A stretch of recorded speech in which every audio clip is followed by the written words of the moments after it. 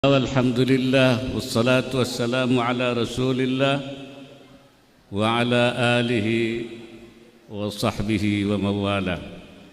Subhanaka la ilma lana illa ma 'allamtana innaka antal alimul hakim. Allahumma arzuqna al-ma'arif ar-rabbaniyah wal lataif ar-rahmaniyah wal asrar ar-rabbaniyah والواردات الإلهية والمواهب الاختصاصية والعلوم اللدنية وبلغنا رتبة الإحسان ووحدة الشهود والحمد لله رب العالمين.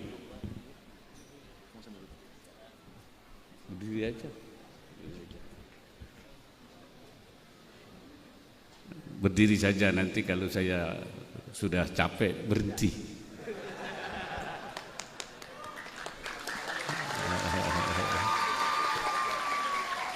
Karena sudah tua ini. Ya. Ulama'ana al-kiram wa masyayikhana al-afadil wa habaibana al-afadil wa bil khusus صاحب الفضيلة صاحب المعهد المكرم Kiai Haji Mahfud Asirun,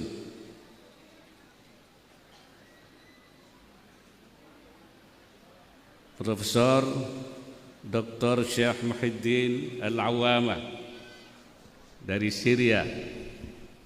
Marhaban bihudurikum Indonesia. Yang saya hormati Profesor Dr. Haji Anies Rashid Baswedan, mantan Gubernur DKI Jakarta. Yang saya hormati Hadratul Habib Rizik Syihab,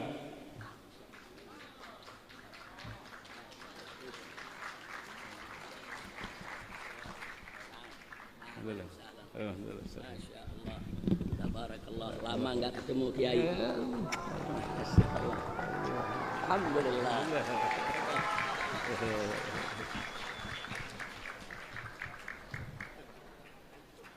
Yang saya hormati Bapak Wali Kota Jakarta Barat Habib Hud Al-Attas, para ulama, para asatidz. Pertama, saya bersyukur pada Allah Subhanahu wa taala karena bisa hadir di tempat yang penuh berkah ini, Pondok Pesantren Al-Itqan. Ini tempat pabrik namanya. Pabrik apa? Pabrik kiai di sini itu. Ya, karena saya lihat banyak kiai-kiai yang tadinya tamatan dari Al-Itqan. Paling tidak pabrik, kalau kiai haji itu KH. Ada juga pabrik HK namanya. Apa HK itu? Hampir kiai. Jadi yang tamatan di sini paling tidak itu jadi HK itu. Ya. Karena memang menyiapkan orang-orang yang alim, i'dadul mutafaqqihin, menyiapkan orang-orang yang paham agama itu diperintahkan oleh Allah Subhanahu wa taala. Tadi ayatnya dibaca oleh Ustaz siapa? Abdul Wadud. Perasaan saya Ustaz Abdul Wadud itu dulu itu qari kecil gitu kayaknya. Sekarang kok sudah jadi qari tua ya.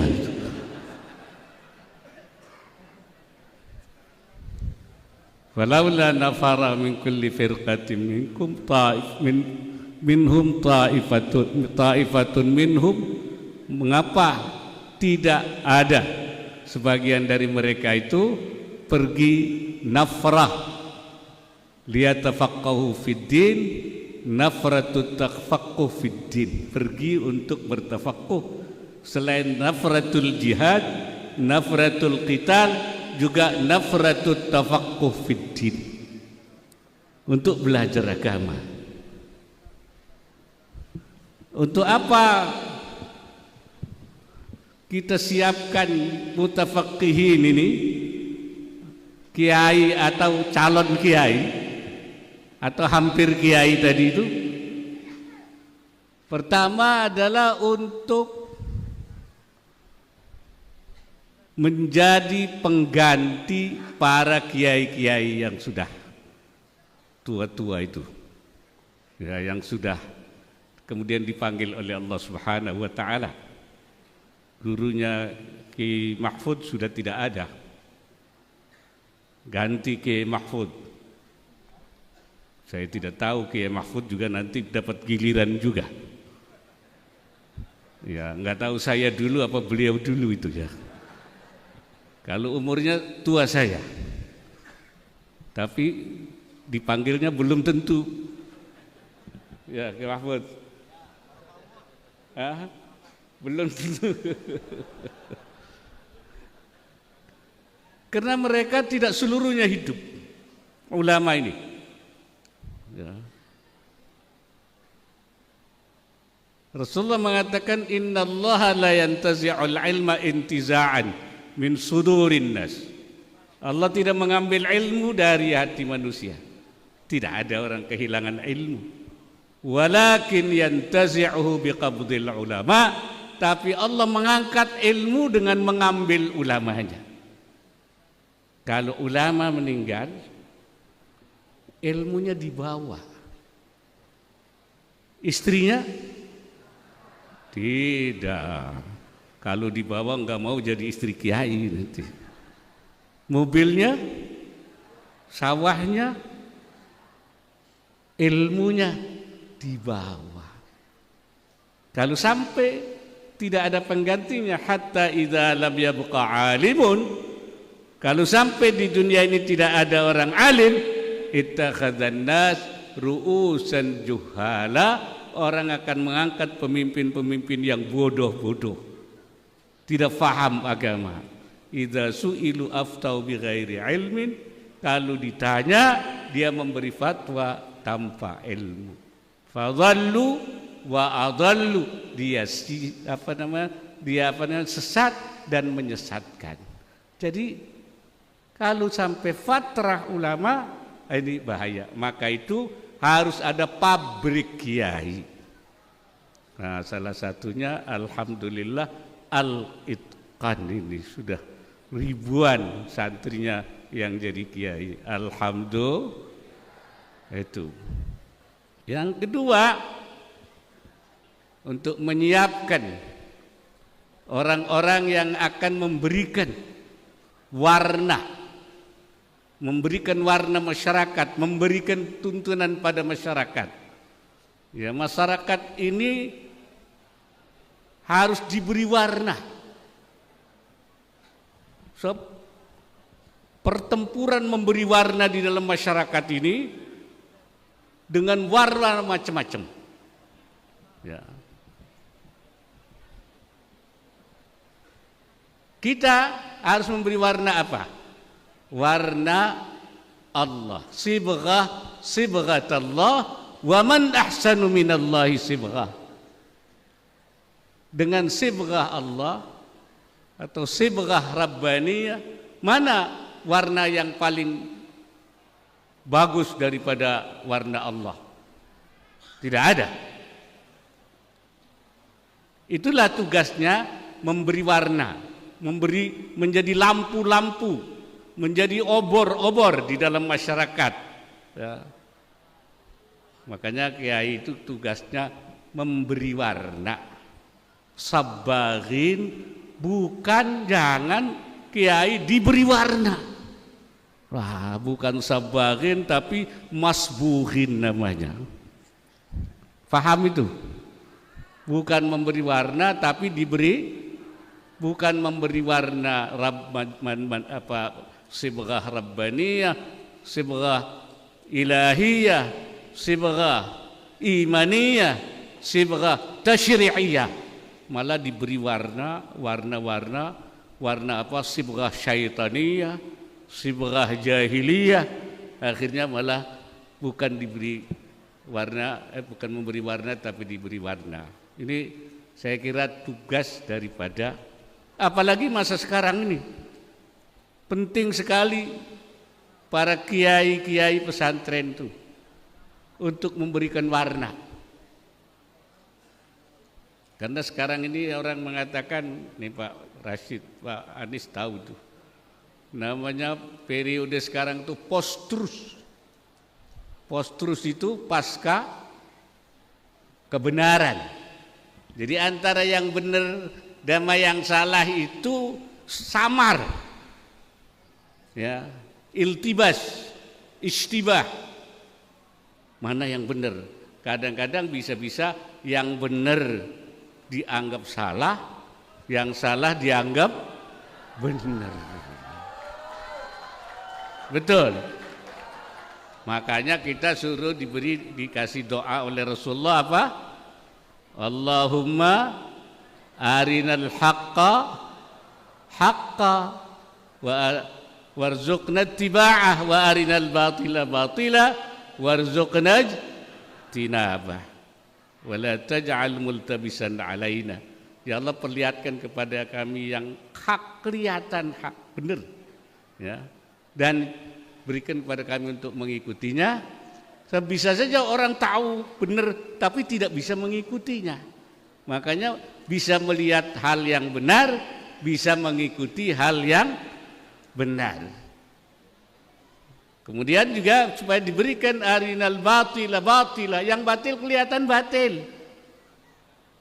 Wa arinal warzuqna ijtinabah, dan berikan kepada kami kemampuan untuk menjauhi. Bisa saja tahu itu batil tapi tidak bisa menghindari.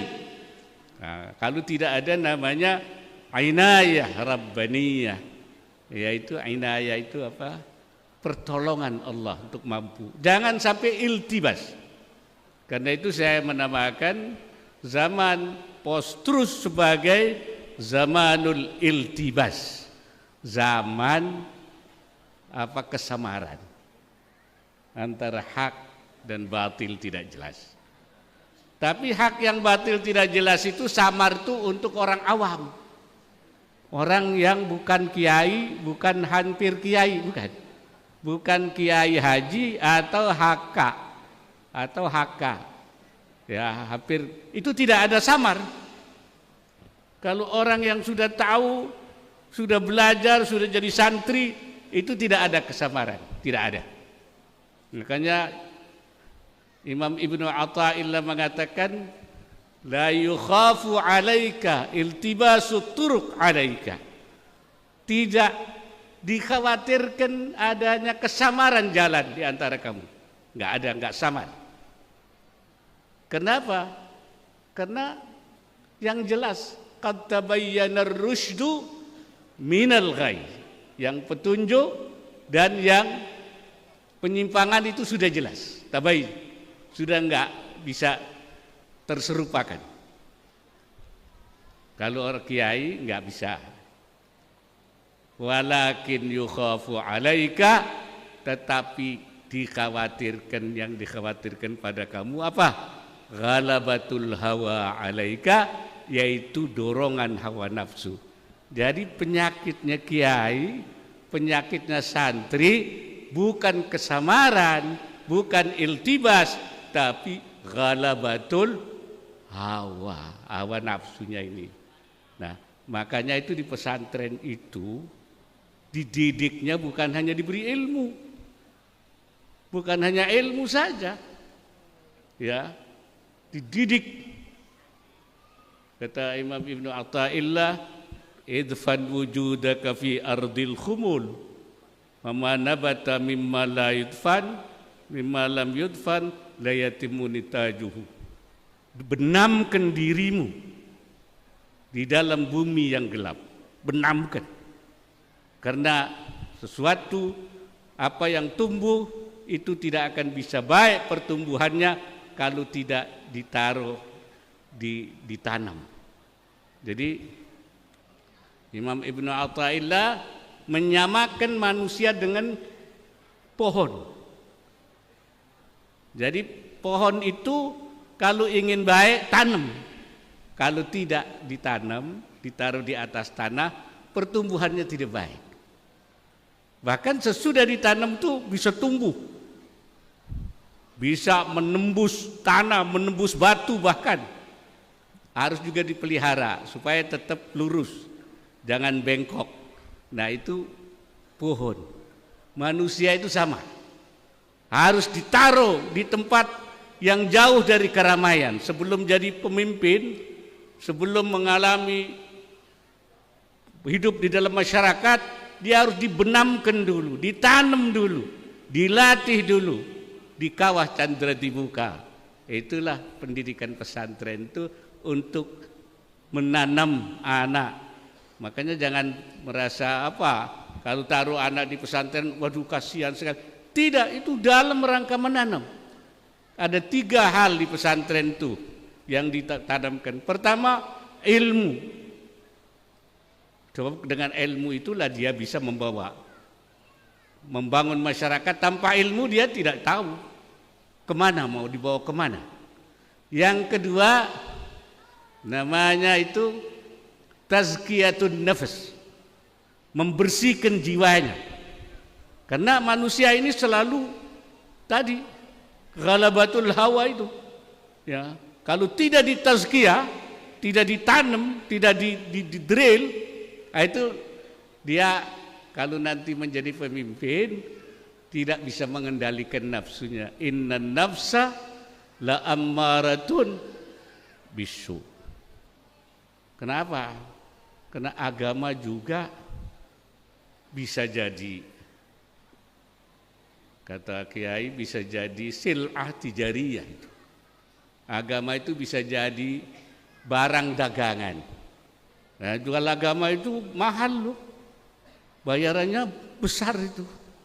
Nah, jadi kalau tidak mempunyai nafsul zakiyah, jiwa yang bersih, nah, di pesantren itu diberi ini. Yang ketiga, ditanamkan yaitu supaya tathhirul qalbi an mahabbatil aghyar, namanya itu. Itu dibersihkannya hati daripada mencintai selain Allah.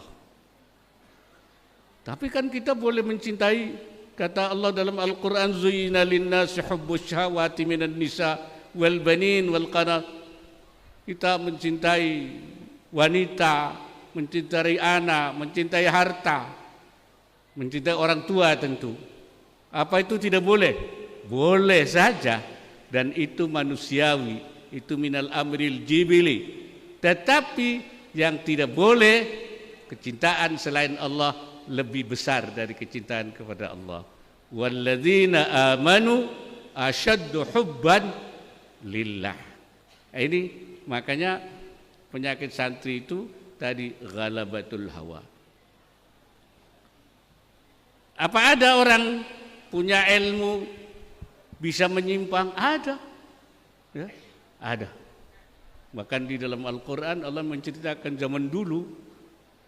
Allah bilang, watlu alaihim naba'alladzi atainahu min ayatina fansalakha minha. Ceritakan orang yang kami berikan dia ayat-ayat kami, tapi dia melepaskan dirinya dari ayat-ayat itu. Fa'atba'ahu syaitan fakana minal ghawin. Dia diikuti oleh setan dan dia menjadi orang yang sesat. Walau syi'na la rafa'nahu, kalau saya mau saya angkat dia, kata Allah. Walakinnahu akhlada ilal ardi wattaba'a hawahu, tapi tidak mau dia. Dianya tidak mau, walaupun punya ilmu, diangkat oleh Allah tidak mau, walakinau akhlada ilal ardi, tapi dia lebih mengekalkan pada bumi. Dia lebih menerusi tuntutan jasad turabinya. Kata Syekh Nawawi, akhlada ilal ardi itu mala ilad dunia, dia lebih suka kepada dunia, ya, wattaba'a hawahu, dan mengikuti hawa nafsunya. Kalau dalam tafsir itu yang seperti itu namanya Kiai Bal'am bin Ba'ura. Nah, jadi pernah terjadi itu. Oleh karena itu kalau tidak diberi melalui pesantren, itu bisa tadi apa yang terjadi kepada Bal'am. Yang terakhir saya ingin menyatakan bahwa di dalam menghadapi berbagai tantangan untuk para santri, untuk para kiai dan calon kiai, itu kita harus bekerja bersama, harus bersatu, ya. Itulah sebabnya dulu misalnya para ulama itu tidak merasa gampang, mudah menghadapi masyarakat itu. Makanya bergabung bersama mendirikan satu organisasi namanya Nahdlatul Ulama. Kenapa? Karena tantangannya berat, tidak mungkin sendiri-sendiri. Dan kita memang tidak boleh sendiri-sendiri. Allah sendiri yang mengatakan begitu. Wala takunu kalladzina tafarraqu wakhtalafu. Kamu, wahai para ulama, jangan kamu seperti orang-orang yang bercerai-cerai dan berselisih. Itu pendeta Yahudi. Syekh Nawawi Al-Bantani menjelaskan ini, apa yang dimaksud mereka tafarraqu wakhtalafu, yaitu mengatakan bi ansara kullu wahidin minar ruhbani ra'isan fi baladin. Masing-masing daripada pendeta itu jadi rois sendiri, jadi pemimpin sendiri di negara-negaranya. Tidak ada konektivitas, tidak ada ittisalat antara satu sama lain. Tsumma ikhtalafu, kemudian mereka berselisih. Berselisih itu seperti apa? Bi ansara kullu wahidin minhum yadda'i annahu 'alal haq wa anna sahibahu 'alal batil. Dia mengaku dirinya dalam hak, yang lainnya adalah al-batil. Kemudian Syekh Nawawi mengutip pendapatnya Imam Fakhrur Razi, katanya, sebentar sedikit lagi.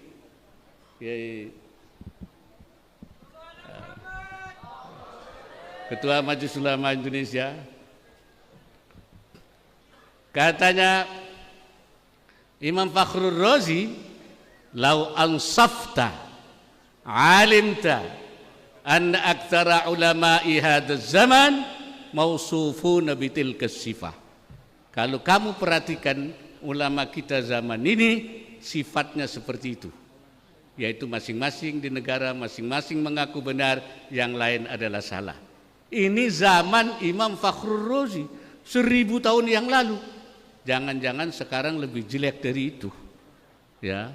Bukan raisan fi baladin, tapi raisan fi qaryatin, di kampung-kampung sendiri-sendiri. Wa raisan fi ma'hadin, ya, dan menjadi rais di masing-masing pondok masing-masing sendiri, tidak ada konektivitas antara satu yang lain. Oleh karena itu, pada kesempatan yang berbahagia yang banyak ulama ini, mari kita bangun kembali, yaitu konektivitas hubungan antara ulama-ulama. Untuk apa? Untuk menyatukan pendapat, ya, untuk menyatukan saf, tauhid itu sufuf, wa tauhidul ara, menyatukan pendapat, wa tauhidul kalimah, wa tauhidul harakah, menyatukan gerakan-gerakan itu. Itu saya kira, karena tanpa itu semua, apa yang ingin kita bangun di dalam kehidupan dengan penuh tantangan itu tidak akan mudah. Bahkan menurut Imam Subuki, ikhtilaful ara wal huruf perbedaan pandangan dalam hal-hal yang strategis dan dalam perang itu termasuk la syakka hadza haramun aidan, ini haram kata Imam Subki. Jadi harus satu gerakan itu. Dari mana Imam Subki mengatakan seperti itu? Yaitu dari ucapan Rasulullah sallallahu alaihi wasallam kepada Muadz bin Jabal dan Abu Musa ketika mengutus keduanya ke Yaman. Apa kata Rasulullah? Tatawa'a wa la takhtalifa. Kalian harus bersatu, saling mentaati dan jangan berselisih. Karena apa? Karena terjadi ikhtilaful ara wal hurub, itu kata Imam Subki tadyi'ul manafi'il diniyah wal manafi'il dunyawiyah, itu akan menghilangkan, mencirnakan manfaat agama dan manfaat keduniaan. Saya kira itu yang dapat saya sampaikan pada kesempatan yang berbahagia ini. Mudah-mudahan kita berada di dalam bimbingan dan tuntunan Allah Subhanahu wa taala. Aqulu qauli hadza wa astaghfirullahal azim. In uridu illa al-islah mastata'tu wa ma taufiqi illa billah. Hadanallah wa iyyakum ajma'in ila aqwamit thariq. Wallahu al-muwaffiq ila aqwamit thariq. Assalamualaikum warahmatullahi wabarakatuh. Waalaikumsalam warahmatullahi wabarakatuh.